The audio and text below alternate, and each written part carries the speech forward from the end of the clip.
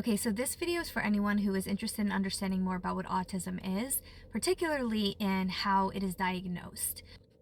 What I'm going to be reading is from the DSM-5-TR. This is the most current version of the manual as of 2025. Now, for those who don't know, the DSM is the Diagnostic Statistical Manual of Mental Disorders, and this is written by the American Psychiatric Association. So this is the manual used by all psychology professionals in the United States when diagnosing any condition that exists inside of this manual. Okay, moving on to the actual diagnostic criteria. So before I jump into reading this, I want to explain that the way the diagnostic criteria are written is that there are two main categories of autism. What you see on this screen is talking about the first category, which has to do with social communication challenges. The second category, which I'm going to show in a few screenshots from now, has to do with what the DSM calls restricted repetitive patterns of behavior.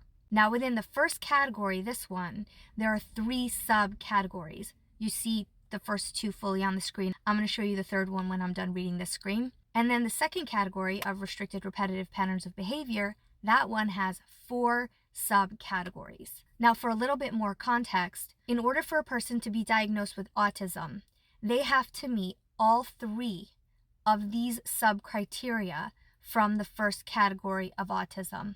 However, they only need to meet two of the four sub-criteria from the second category. And you're going to see that written in the actual verbiage of the DSM. But I wanted to call that out before I started reading. Okay, so let's get into it. A.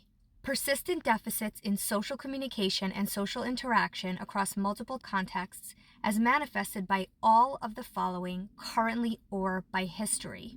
And then it explains, examples are illustrative, not exhaustive. See text. So it's saying, don't take this to mean that you have to have these exact things. These illustrate what the criteria are talking about, but there are a lot of other ways the criteria can manifest. Okay, number one, deficits in social emotional reciprocity, ranging, for example, from abnormal social approach and failure of normal back and forth conversation to reduced sharing of interests, emotions, or affect, to failure to initiate or respond to social interactions. Okay, let's move to number two. Deficits in nonverbal communicative behaviors used for social interaction, ranging, for example, from poorly integrated verbal and nonverbal communication to abnormalities in eye contact and body language, or deficits in understanding and use of gestures to a total lack of facial expressions and nonverbal communication. Okay, moving to number three. Deficits in developing, maintaining, and understanding relationships, ranging, for example, from difficulties adjusting behavior to suit various social contexts, to difficulties in sharing imaginative play or in making friends, to absence of interest in peers. Now, the last line in this section I want to call attention to. It says specify current severity. Severity is based on social communication impairments and restricted repetitive patterns of behavior. See Table 2. What this is referring to is how much support a person needs. So in this case, severity has to do with how much support a person needs. So right now, according to the DSM, every diagnosis should come with a level related to each of the main two categories. And if you're interested in that, I created a whole video on that. I'll see if I can link to it somewhere or provide some information on how to find it. Okay, let's move on to the next section now, which is restricted repetitive patterns of behavior. Restricted repetitive patterns of behavior, interests, or activities as manifested by at least two of the following currently or by history. Same as before, examples are illustrative, not exhaustive. See text. Okay, so again, this section has four sub-criteria. Number one, stereotyped or repetitive motor movements, use of objects, or speech, for example, simple motor stereotypies, lining up toys or flipping objects, echolalia, idiosyncratic phrases. This is the one that people sometimes refer to as stimming. Number two, insistence on sameness, inflexible adherence to routines, or ritualized patterns of verbal or nonverbal behavior. Example, extreme distress at small changes, difficulties with transitions, rigid thinking patterns, greeting rituals, need to take same route or eat same food every day. Okay, number 3. Highly restricted fixated interests that are abnormal in intensity or focus. For example, strong attachment to or preoccupation with unusual objects, excessively circumscribed or perseverative interests. Now, this one is what people often refer to as special interests. And number 4, hyper or hyporeactivity to sensory input or unusual interest in sensory aspects of the environment. For example, apparent indifference to pain, temperature, adverse response to specific sounds or textures, excessive smelling or touching of objects, visual fascination with lights or movement. Now, this is the one that has to do with sensory processing, which is something that I talk a lot about on my platform, which is how I got the name Sensory Stories by Nicole. Okay, wrapping up section 2. You'll see the same comment under this section about specifying the current severity.